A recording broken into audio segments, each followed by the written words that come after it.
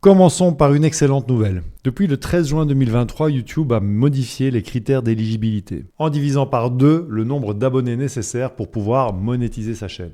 Avant, c'était 1000 abonnés, maintenant c'est 500 abonnés et 3 vidéos publiées sur les 90 derniers jours. Et 3000 heures de visionnage cumulées sur les 12 derniers mois. Ou alors 3 millions de shorts vus sur les 90 derniers jours. Soit l'un, soit l'autre. Vous pourrez alors rejoindre le programme partenaire de YouTube. YouTube va placer des publicités sur vos vidéos au début, au milieu et à la fin. Et vous payez une partie de ces revenus. On va voir justement combien ça rapporte et pourquoi certaines chaînes YouTube gagnent plus avec moins de vues. Je vous montrerai quelles sont les niches YouTube qui peuvent vous faire gagner jusqu'à 10 fois plus que la moyenne et les techniques que vous pouvez utiliser pour augmenter encore plus vos revenus avec le programme partenaire YouTube. Alors combien YouTube paye pour 1000 vues cette année? Pensez-vous qu'il soit plus facile ou plus difficile de monétiser votre contenu cette année par rapport à avant? Excellente question. Sur l'année 2023, notre chaîne a fait 4,6 millions de vues et cela m'a rapporté 18 084 €. Ça fait une moyenne de 3,95 € pour 1000 vues. Si on compare ça avec l'année 2022, on a 3,2 millions de vues pour 13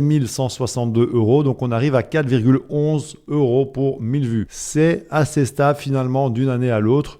On est sauvé. Allons jeter un œil du côté de la chaîne d'un de nos élèves qui a demandé à rester anonyme. On voit que sur 169 000 vues, il y a 460 €. Ça fait une moyenne de 2,72 € pour 1000 vues. Sur 2 chaînes avec des thèmes différents, on passe donc de 3,95 € pour 1000 vues à 2,72 € pour 1000 vues. La moyenne, toute chaîne confondue francophone sur YouTube, c'est entre 1 et 6 € de revenus pour 1000 vues, mais ça peut monter à 10 €, voire plus pour certaines niches à revenus par 1000 qui sont élevés. On appelle ça le RPM. Certaines niches ont en effet un revenu par 1000, donc le RPM plus élevé, comme la finance personnelle et l'investissement. Des vidéos couvrant des sujets tels que l'investissement en bourse, la crypto-monnaie, l'épargne, les prêts, les cartes de crédit et la planification financière attirent souvent des annonceurs à haut budget en raison de la capacité de dépense de l'audience. Il y a aussi la technologie et gadgets, les revues de produits high-tech, les tutoriels, les discussions sur les dernières innovations attirent une audience prête à dépenser pour les derniers gadgets, ce qui est attrayant pour les annonceurs. Dans le domaine de la technologie, entrepreneuriat et business, les conseils sur le démarrage, la gestion d'entreprise, le marketing digital, le développement personnel dans un contexte professionnel attire un public intéressé par l'amélioration de ses compétences et par les opportunités d'affaires. Santé et fitness, les programmes d'entraînement, les conseils nutritionnels, les revues de compléments alimentaires attirent une audience engagée et intéressée par les produits de santé et de bien-être. Éducation et tutoriels, les contenus éducatifs comme les leçons de langue étrangère, les tutoriels de programmation, les cours de préparation aux examens attirent des spectateurs qui sont vraiment dédiés à l'apprentissage et au développement de compétences. Un marché cible pour de nombreux annonceurs éducatifs. Luxe et style de vie haut de gamme, les vidéos qui explorent le monde du luxe, comme les voitures haut de gamme, l'immobilier de luxe, les montres, les voyages dans des destinations exotiques, attirent des annonceurs cherchant à cibler un marché à fort pouvoir d'achat. Les niches YouTube avec un RPM, donc un revenu par 1000 vues plus faible, sont généralement celles où les annonceurs sont moins enclins à dépenser beaucoup d'argent pour de la publicité. Je vous donne quelques exemples de ces niches. Le contenu généraliste ou de divertissement, donc les chaînes qui proposent du contenu de divertissement général comme les vlogs quotidiens, les blagues, les vidéos de réaction. Ça peut attirer un public très large mais pas nécessairement un public cible spécifique pour les annonceurs, ce qui peut entraîner un RPM plus bas. Jeux vidéo et streaming en direct, malgré la popularité massive de cette niche, le marché saturé et la diversité des contenus font que le RPM peuvent être relativement bas. La monétisation peut également être affectée par les droits d'auteur et les restrictions de contenu. Contenu pour enfants, bien que très populaire, le contenu destiné aux enfants fait face à des restrictions publicitaires strictes, surtout après les mises à jour des réglementations sur la vie privée des enfants sur Internet. Ça limite les types et la quantité de publicité qui pourraient être affichées et donc ça réduit le RPM. Contenu controversé ou sensible, les vidéos traitant de sujets controversés, politiques, sociaux ou autres sujets sensibles sont souvent moins attractifs pour les annonceurs, craignant que leur marque ne soit associée à des contenus pouvant être perçus comme clivants ou offensants. Contenu humoristique, adulte ou satirique, bien que populaire auprès de certains publics, ce type de contenu peut être difficile à monétiser via des publications en raison de la restriction d'âge, la prudence des annonceurs concernant leur image de marque. Musique et reprises, les chaînes qui publient des reprises de chansons ou de contenu musical non original peuvent rencontrer des problèmes de droits d'auteur, ce qui peut limiter les options de monétisation et réduire le RPM. Au-delà du choix d'une niche plus rentable, vous pouvez augmenter les revenus de votre monétisation en augmentant la longueur de votre vidéo. Au plus elle est longue, au plus YouTube peut insérer de publicité pendant la vidéo vidéo. La preuve, le revenu par 1000 vues de cette vidéo qui dure plus de 35 minutes est de 5,19 €, alors que le RPM de cette vidéo qui dure 2 minutes 25 est de seulement 2,88 €. Autre manière d'augmenter vos revenus, c'est de cibler le lieu où la vidéo est regardée. Les pays avec un pouvoir d'achat plus élevé sont plus attrayants pour les annonceurs. Bah oui, donc les États-Unis, le Royaume-Uni, le Canada, l'Australie ont une grosse valeur publicitaire. Si vous produisez du contenu en anglais sur des sujets tels que la technologie, la finance personnelle ou la santé, votre monétisation pourra monter jusqu'à 30 € pour 1000 vues. Les pays francophones souvent considérés comme les plus rentables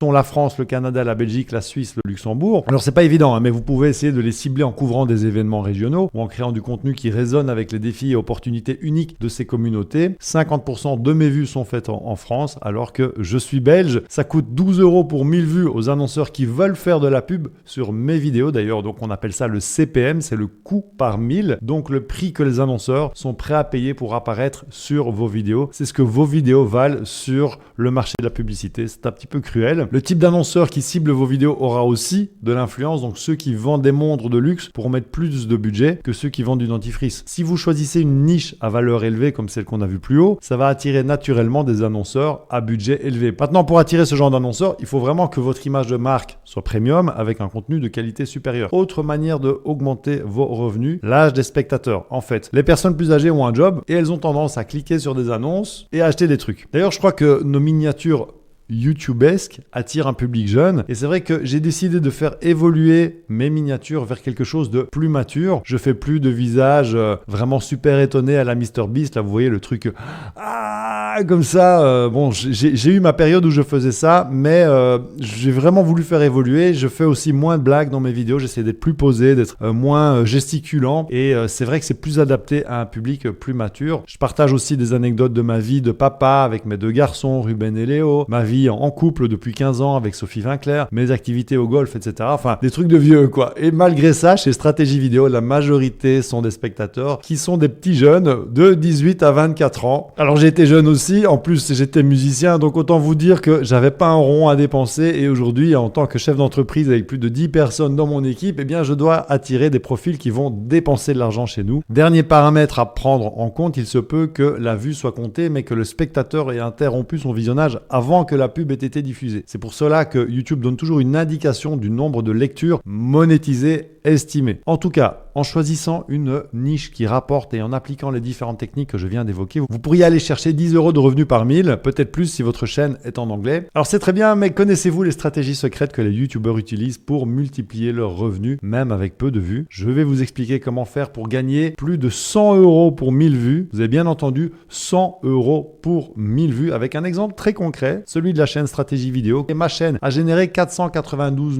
806 € de revenus en 2023 en faisant 4,6 millions de vues. Ce qui équivaut à 107 € pour 1000 vues. On est donc très loin des 3,95 € pour 1000 vues générées uniquement avec le programme partenaire YouTube. Comment fait-on? On propose des formations en ligne comme notre formation accélérateur YouTube pour faire décoller rapidement votre chaîne YouTube, même si vous manquez de temps. On fait des audits de chaîne. On propose des produits numériques comme des écrans de fin, des overlays OBS, des effets sonores pour vos montages vidéo. On fait aussi du marketing affilié comme vidIQ, qui est un de nos outils préférés pour augmenter vos vues sur YouTube. Donc comme vous le voyez, la monétisation, c'est bien parce que c'est un revenu passif qui nous a quand même rapporté plus de 18 000 € en 2023. Mais je vous encourage vivement à mettre en place d'autres systèmes de monétisation. Alors comment savoir combien gagnent les chaînes YouTube? Prenons par exemple une chaîne comme Les Trouvailles d'Ariane. Elle a été très sympa et elle m'a communiqué ces chiffres. Elle gagne environ 300 à 400 € par mois avec la monétisation. Marcel et son camping-car gagnent environ 1000 € par mois. Bon, ça, ils me l'ont dit. Mais si vous voulez savoir combien une chaîne génère avec la monétisation, le calcul est assez simple. Vous regardez le nombre de vues par mois, vous divisez ça par 1000 et vous multipliez par le RPM, donc le fameux RPM revenu par 1000. Alors ça, malheureusement, vous allez devoir un peu le déterminer au pif en fonction de la niche de la chaîne. Si c'est une niche qui est dans les hauts revenus, qui a un haut RPM ou une niche qui a un faible RPM, je vous ai expliqué ça au début de la vidéo. Prenons par exemple la chaîne de Yomi Denzel. Avec vidIQ, je sais voir combien de vues il a fait sur les 30 derniers jours. Yomi a fait 9,4 millions de vues